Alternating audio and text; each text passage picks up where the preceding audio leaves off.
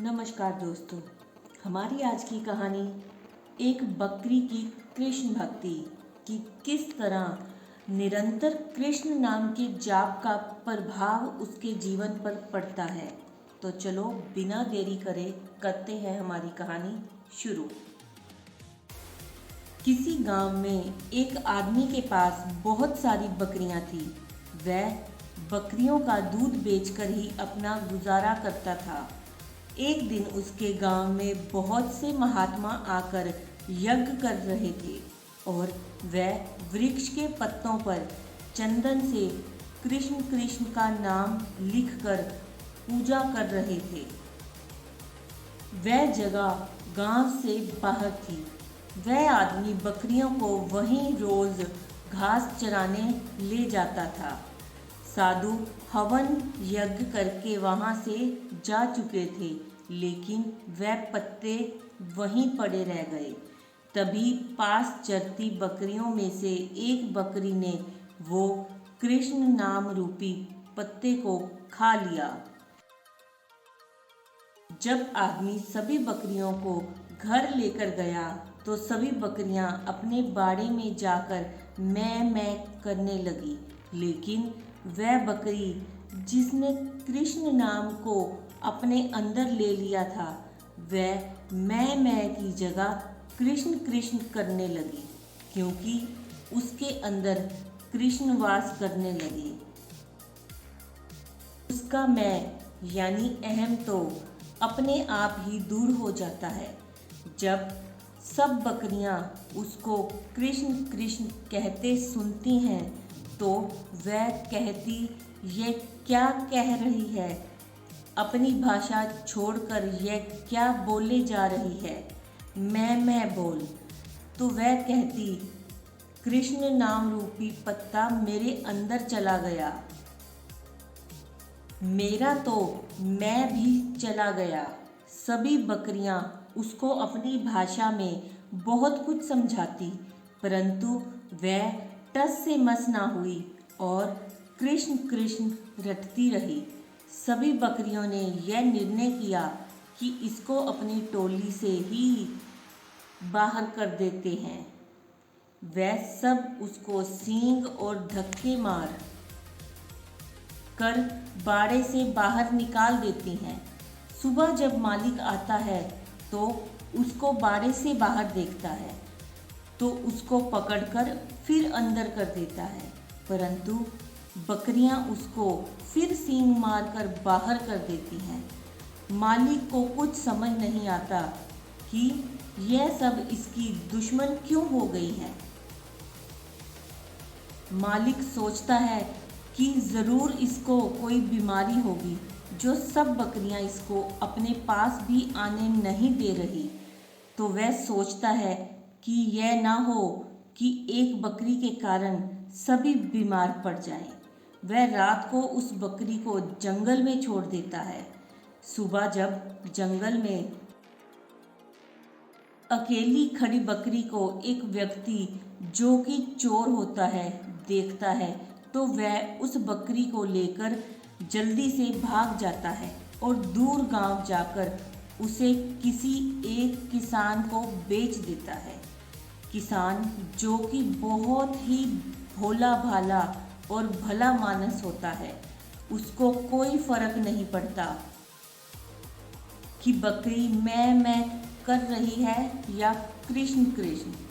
वह बकरी सारा दिन कृष्ण कृष्ण जपती रहती।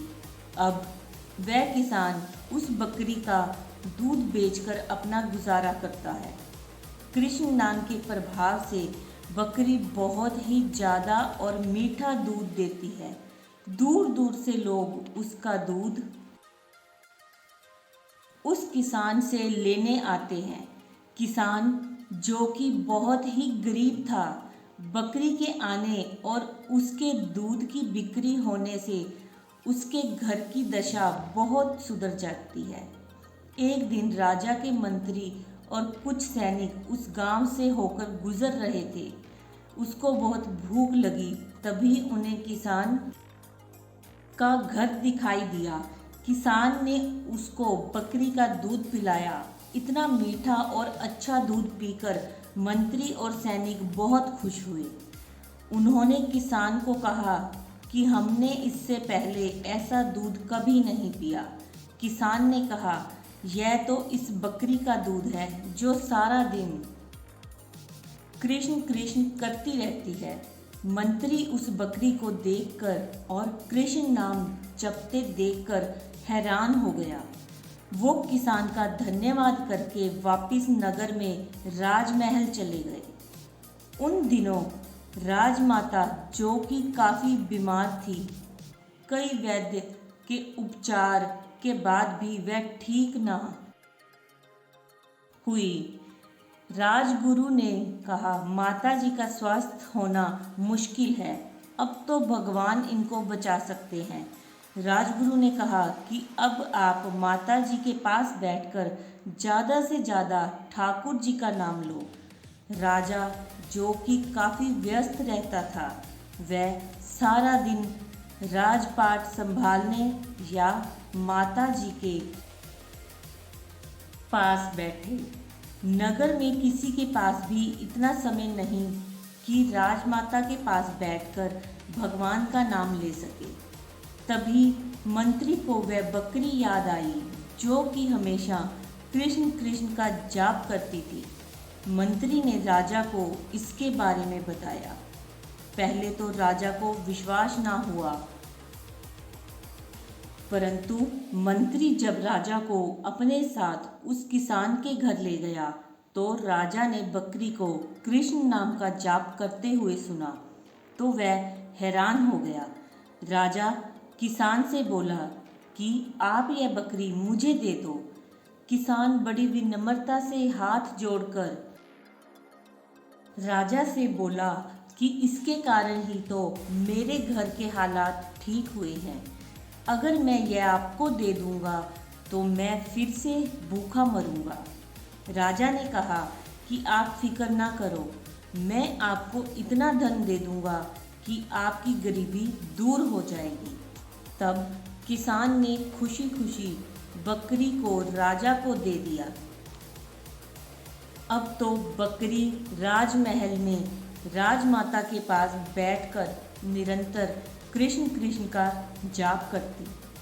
कृष्ण नाम के कानों में पड़ने से और बकरी का मीठा और स्वच्छ दूध पीने से राजमाता की सेहत में सुधार होने लगा और धीरे धीरे वह बिल्कुल ठीक हो गई। अब तो बकरी राजमहल में राजा के पास ही रहने लगी। उसकी संगत से पूरा राजमहल कृष्ण कृष्ण का जाप करने लगा। अब पूरे राजमहल और पूरे नगर में कृष्ण रूपी माहौल हो गया। एक बकरी, जो कि एक पशु है, कृष्ण नाम के प्रभाव से जो सीधे राजमहल में पहुंच गई और उसकी मैं यानी अहम खत्म हो गया। तो क्या हम इंसान निरंतर कृष्ण का जाप करने से अपने अहम भाव को खत्म नहीं कर सकते? दोस्तों, ये थी हमारी आज की कहानी, बकरी की कृष्ण भक्ति। ये कहानी आपको कैसी लगी कमेंट्स में ज़रूर बताना और एक बार कमेंट्स में जय श्री कृष्णा ज़रूर लिखना। हरे कृष्ण कृष्ण कृष्ण हरे हरे, हरे राम राम राम हरे हरे। हमारी वीडियो को लाइक करें, शेयर करें और हमारे चैनल को सब्सक्राइब करें। धन्यवाद।